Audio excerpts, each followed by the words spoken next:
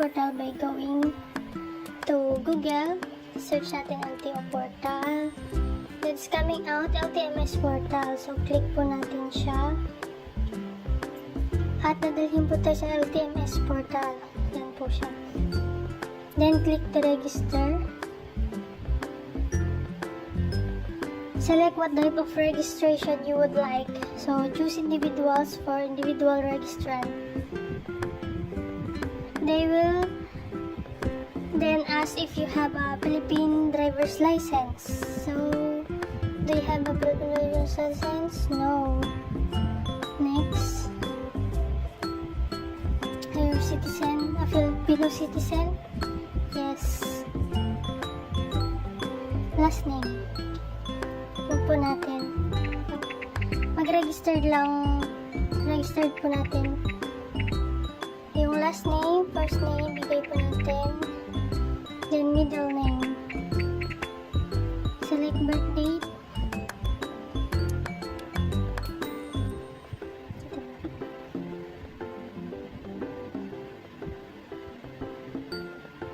Gender. Mother's maiden name. Fill out lang po natin para kauna.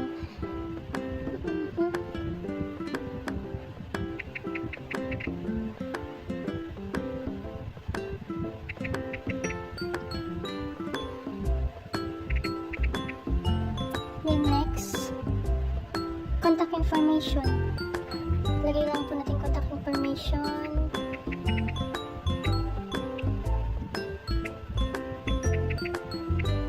Then confirm email. Philippines. Lagay po natin mobile number. Dapat match po yung email na ilalagay nyo dun sa confirm. Create account. So, ayan po. You are registered, successfully registered. Please send the email within 24 hours or until October 24 by 48 to verify account registration. Okay. Yan po, mag-i-email po sa atin si LTO Portal kung pwede na pa tayo mag-login sa portal po nila. Check natin ang ating email. May marireceive po tayong email galing po sa LTO for verification. Ayun po.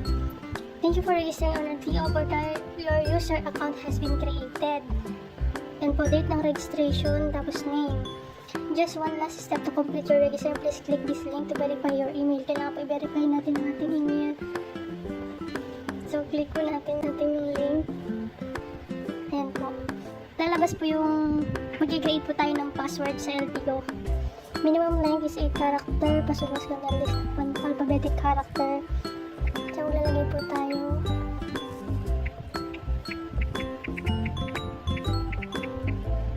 Tapos, i-confirm po ulit natin yung password na linagay po natin sa taas. Dapat same po siya.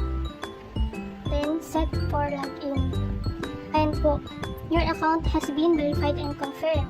Type in your new password to login. Ayan po, lalabas na po tayo sa LTO Portal. Ito po yung, pwede po lagay dito yung client number. Ito po yung client number, bibigay po yung LTO after po makapag-register o makreate yung account.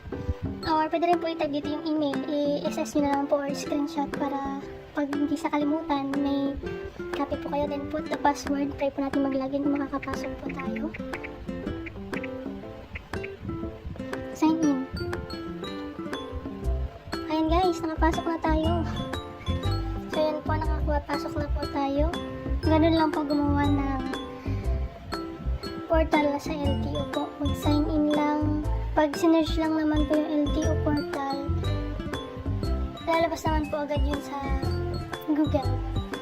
So ayan po, dito nyo na po masi-check yung transaction,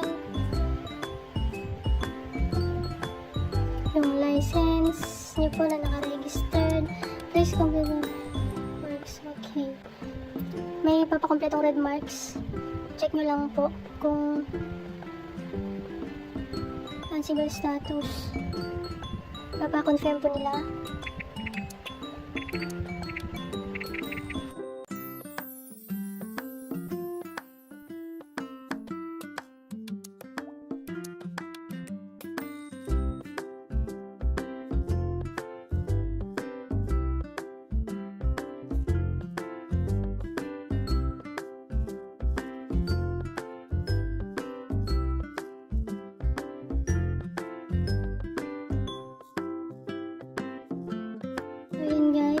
na-note na lahat. So, play changes. Okay. Yan na po, nasave na po yun sa LTO portal. Profile. Pag gusto nyo pong mag-edit. Ayan po. Kita nyo rin po yung violations na dito. Ilang points. Then, documents. Dito nyo po makikita yung pag